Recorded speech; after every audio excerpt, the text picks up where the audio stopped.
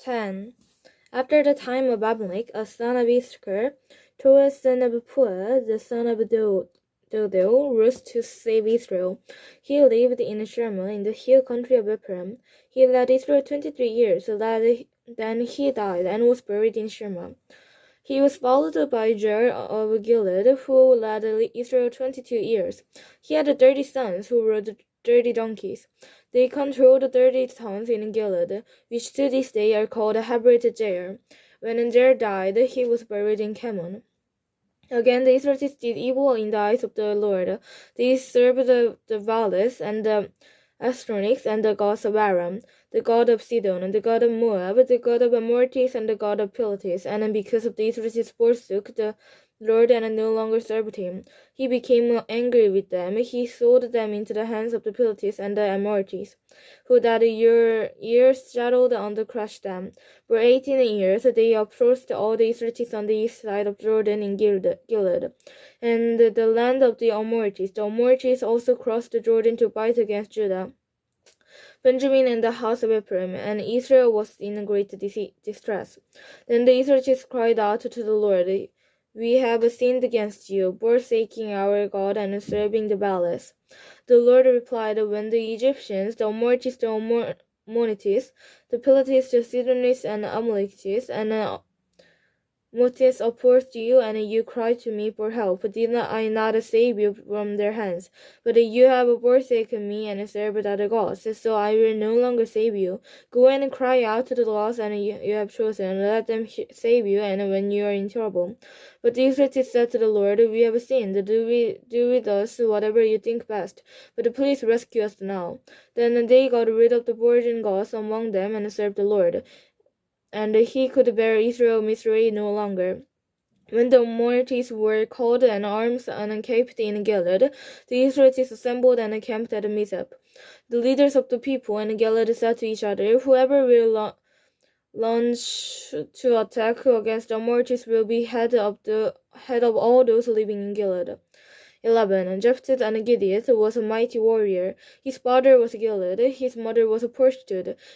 Gilead's wives also bore him sons, and when they were grown up, they drove Jephthah away. "You're not going to get any inheritance in our family," they said, "because you're the son of another woman.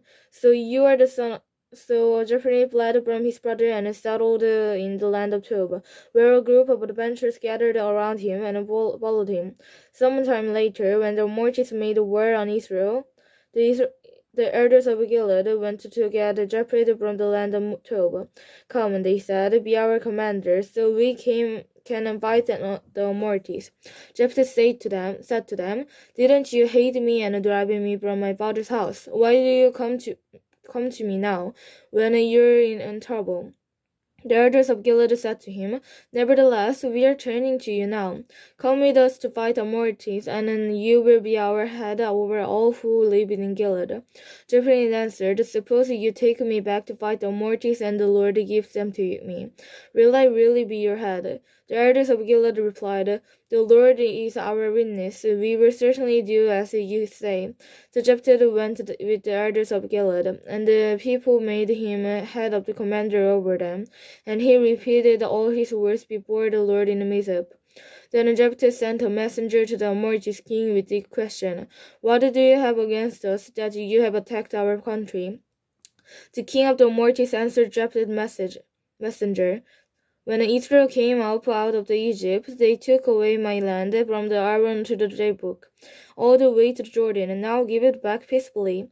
Jephthah sent back messengers to the Amorite king, saying, "This is what Jephthah says: Israel did not take the land of Moab or the land of the Amorites, but when they came up out of Egypt, Israel went through the desert toward the Red Sea and on the Kadesh.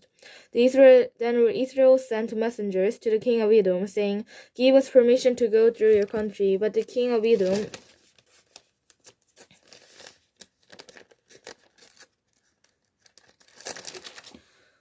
would not listen. They sent also to the king of Moab, and he refused. So Israel said to Kadesh, Next they traveled through the desert, skirted in the land of Edom and Moab, passed along the eastern side of country of Moab, and camped on the other side of the Arnon. They did not enter the territory of Moab, for the Arnon was its border. Then Israel sent messengers to Sihon king of Amorites, who ruled in Heshbon, and said to him, "Let us pass through your country to our own place." Sihon, however, did not trust Israel to pass through his territory. He mustered all his men and encamped at Jared and fought with Israel. Then the Lord, the God of Israel, gave Sihon and all his men into Israel's hand, and they defeated them. Israel took over all the land of the Amorites who lived in their country, capturing all of it from the Arnon to the Jabbok and from the desert of Jordan. Now since the Lord, the God of Israel, has driven the Amorites out before his people Israel, what right have you to take it over? Will you not take what your God gives you? Likewise, whatever the Lord our God has given us, we will possess. Are you better than Balak son of Jephthah, king of Moab? Did he ever quarrel with Israel or fight with them? For 300 years Israel occupied Heshbon, Aroer, and the surrounding settlements, and all the towns along the Arnon. Why did you retake them during the time? I have not wronged you, but you are doing me wrong by waging war against me. Let the Lord, the judge, decide the dispute this day between the Israelites and the Amorites. The king of Ammon, however, paid due attention to the message Jephthah sent him. Then the Spirit of the Lord came upon Jephthah. He crossed Gilead and Benjamin, passed through Mizpah and Gilead, and from there he advanced against the Amorites. Jephthah made a vow to the Lord, "If you give the Amorites into my hands, whatever comes out of the door or my house to meet me when I return in tribute from the Amorites will be the Lord's, and I will sacrifice it of burnt offerings." Then Jephthah went over to fight the Amorites, and the Lord gave them into his hand. He dispatched 20 towns from Aaron to the Aroer and then to the vicinity of Minit, as far as Abimelech, those Israel subdued in Anon. When Jephthah returned to his home in Mizpah, who should come out to meet him but his daughter, dancing to the sound of tambourines? She was the only child. Except for her, he had neither son nor daughter. When he saw her, he tore his clothes and cried, "Oh, my daughter, you have made me miserable and wretched, because I have made a vow to the Lord that I cannot break."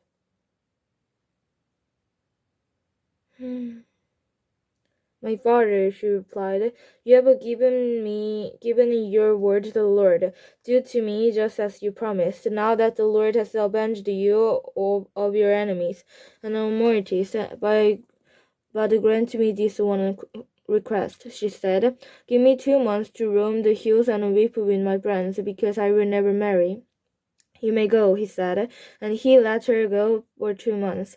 She and the girls went into the hills and wept because she would never marry. After the 2 months, she returned to her father, and he did to her as he had vowed, and she was a virgin.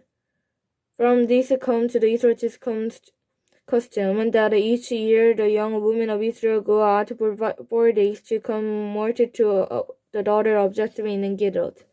12. The men of Ephraim called out their voices, crossed over the Japheth, and said to Jephthah, "Why did you go to the fight Ammonites without calling us to go with you?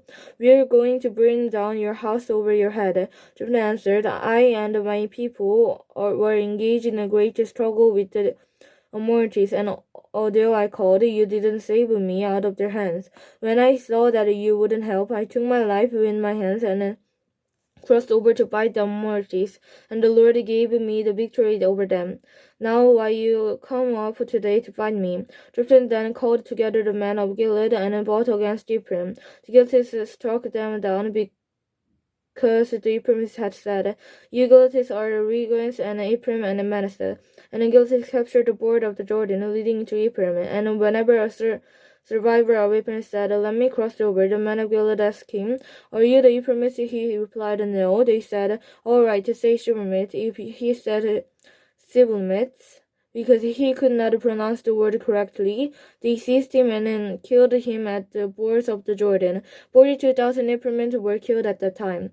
Jephthah led Israel 6 years. Then Jephthah and Gilead died and was buried in a town in Gilead.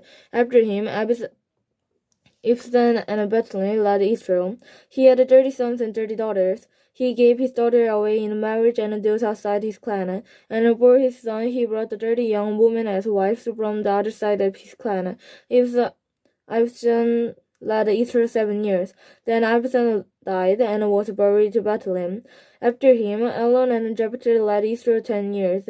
Then Elon died and was buried in Athlon in the land of Jebrim. After him, Abdon, son of Hilus, from Hitron and led Israel. He had 40 sons and 30 grandsons, who ruled on 70 donkeys. He led Israel 8 years. Then Abram, son of Hilda, died and was buried at Piriton and Ephraim in the hill country of Amalekites.